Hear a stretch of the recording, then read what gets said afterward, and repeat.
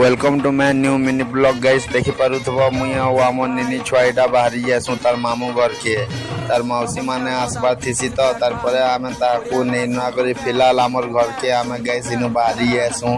तार परे आमर घर ब्रिज के फिलहाल आमे दफाटा पले आसु तार परे इनु फोटो रील्स हेई करी